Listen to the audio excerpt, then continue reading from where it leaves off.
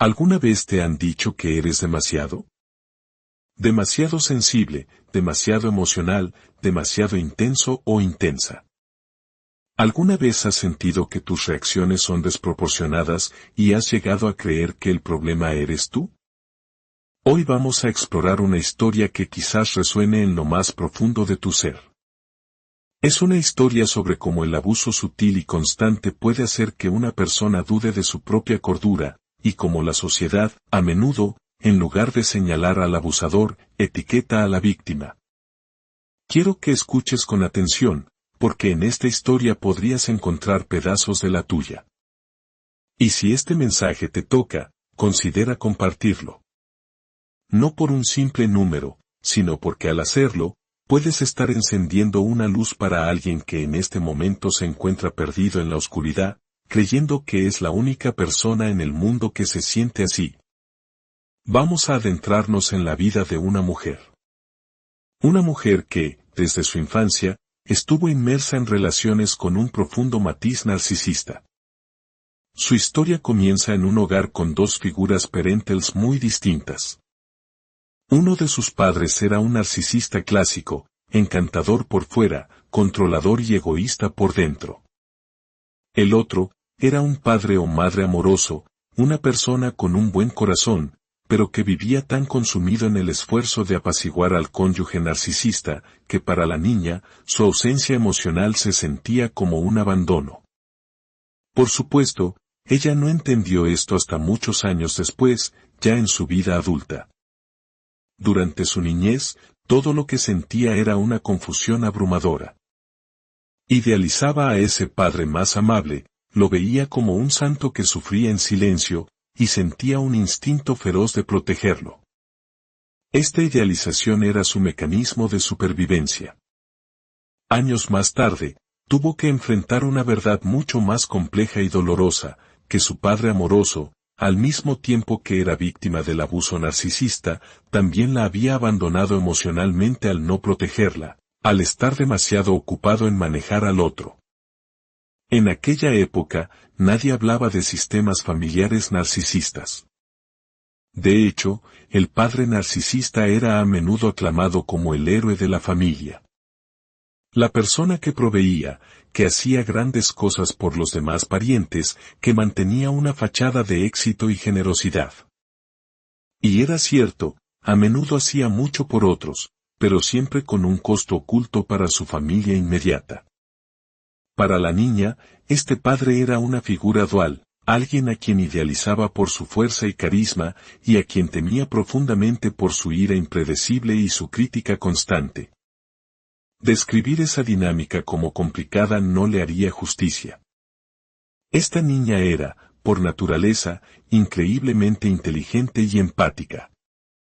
Tenía una capacidad asombrosa para entender a los demás, era gentil, introspectiva. Sin embargo, a pesar de sus cualidades, nunca, jamás, se sintió completamente a salvo. Era una sensación constante de caminar sobre cáscaras de huevo, una tensión que no podía nombrar pero que vivía en su cuerpo. Y de vez en cuando, esa tensión explotaba. No era frecuente, de hecho, ella podía contar con los dedos de una mano las veces que sucedió.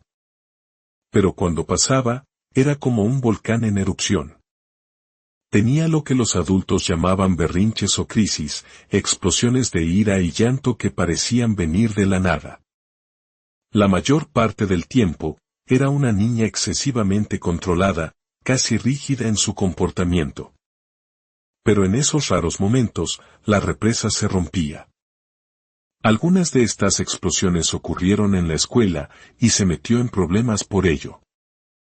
En casa, sus propios padres la llamaban intensa.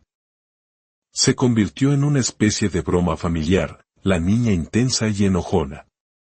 Pero la verdad, y cualquiera que la conociera de cerca lo sabría, es que ella no era una persona enojada por naturaleza. Su esencia era tranquila y amable. Al crecer y entrar en la adolescencia y la juventud, sintió esa ira bullendo bajo la superficie. A veces se escapaba en forma de comentarios ácidos sobre sus compañeros, o una sensación de resentimiento hacia los demás sin una razón aparente. Seguía siendo, en su mayor parte, una estudiante disciplinada y responsable, pero la etiqueta familiar de la intensa la persiguió. Esta etiqueta la siguió hasta la edad adulta, aunque la manifestación de esa tensión interna cambió. Ahora la describía más como ansiedad. La mayor parte del tiempo, era una mujer cálida, empática, querida por sus amigos, incapaz de un comportamiento egoísta o arrogante. Pero la narrativa persistía. Y ella misma empezó a creerla. En terapia, comenzó a desentrañar este complejo nudo. Empezó a darse cuenta de que lo que había sido etiquetado como ira o intensidad nunca fue realmente eso. Era una reacción natural, casi biológica, al abuso narcisista que la rodeaba. Esas erupciones eran la respuesta de su sistema nervioso a un entorno que no era seguro, a la constante invalidación y manipulación. Eran pequeños actos de rebelión de su alma en medio de una vida de sumisión y congelamiento emocional para poder sobrevivir. Su vida adulta, tristemente, replicó el patrón. Se casó con un hombre narcisista, se divorció. Tuvo parejas narcisistas, amigos narcisistas, jefes narcisistas. Nunca lo llamó por su nombre, pero el patrón estaba ahí. Y en cada una de esas relaciones, la historia se repetía. Ella se esforzaba por contenerse, por no reaccionar ante la injusticia, la falta de amabilidad, la manipulación. Se decía a sí misma que debía ser más comprensiva, más paciente. Pero de vez en cuando, no podía más. Y en el momento en que reaccionaba, la acusación volvía: eres demasiado intensa, estás exagerando, eres una conflictiva. Para contrarrestar esta imagen, se esforzó aún más por ser amable, por complacer, por reprimir sus propias necesidades y sentimientos. Se esforzó tanto que comenzó a afectar su salud. En una ocasión, ignoró un problema de salud grave porque no quería ser vista como dramática o quejumbrosa. Trató de ser estoica, de aguantar el dolor en silencio, hasta que un día se desmayó en público. Terminó en el hospital con una infección renal severa que, de no ser tratada, podría haberle costado la vida. Su intento de no ser demasiado casi la destruye. Ahora, imagina por un momento si alguien le hubiera explicado la verdad desde el principio. Si alguien le hubiera dicho: ese padre tuyo, esa pareja tuya, ese jefe tuyo, son narcisistas. No tienen la capacidad de escucharte. No sienten empatía. Nunca van a asumir la responsabilidad por sus acciones. No es tu culpa. Escuchar eso habría sido doloroso, sí. Pero le habría ahorrado décadas de una lucha inútil, la lucha de tratar de no reaccionar a lo inaceptable. El 95% del tiempo, esta mujer no reaccionaba. Se mantenía calmada, racional, comprensiva. Pero el abuso narcisista, como muchos saben, es como la muerte por 1000 cortadas. No son grandes explosiones de violencia física, sino una corriente subterránea de pequeños comentarios, de promesas rotas, de responsabilidades eludidas, de hacerte sentir culpable por pedir lo más mínimo.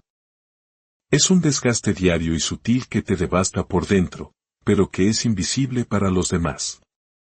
Llegó un punto en que fue a terapia de pareja. Al principio, se sintió aliviada. Pensó: finalmente, hay un testigo. Un árbitro. Si mi esposo se pone furioso o manipulador, el terapeuta lo verá y yo sabré que no estoy loca. Pero ocurrió lo predecible. Cuando el esposo se molestó porque el terapeuta no siempre se ponía de su lado, comenzó a mostrarse irritable y a torcer las palabras. En ese momento, la mujer, con una voz cargada de años de frustración, se volvió hacia el terapeuta y le dijo: ¿lo ve? ¿Ve lo que está haciendo? Lo dijo con intensidad, sí, la intensidad de alguien que por fin siente que puede ser validada. Pero en lugar de reconocer la dinámica, el terapeuta la miró y dijo, vaya, eso es muy intenso. Necesitas bajarle un poco a tu tono. Incluso sugirió, quizás tu esposo reacciona así porque tú eres muy intensa. Para la mujer, fue la derrota final. Se sintió completamente sola y traicionada. Y su experiencia no es única. Ocurre todos los días, en terapias, en grupos de amigos, en familias. La reacción de la víctima es juzgada, mientras que la provocación del abusador es ignorada o justificada. Entonces, ¿cuál es la solución? En parte, se trata de la autocompasión. De entender que el mundo, en general, todavía no comprende estas dinámicas, o quizás, no quiere comprenderlas porque es más cómodo culpar a la víctima. La solución es ser amables con nosotros mismos cuando tenemos una reacción, a menudo muy controlada, a circunstancias increíblemente manipuladoras e injustas. Es un misterio por qué estamos tan dispuestos a justificar la ira de una persona narcisista, pero juzgamos tan duramente la reacción de la persona que es su objetivo. Es un claro ejemplo de gaslighting a nivel social, un intento de hacerte dudar de tu propia percepción de la realidad. Y esa etiqueta de intenso o intensa es un arma de gaslighting muy poderosa. Porque si logran que te la creas, habrán ganado. Te pasarás la vida reprimiéndote, pidiendo disculpas por tus sentimientos y aceptando lo inaceptable para no causar problemas. La verdadera sanación llega cuando dejas de absorber esa etiqueta. Cuando te das cuenta de que reaccionar ante la injusticia no te hace intenso, te hace humano.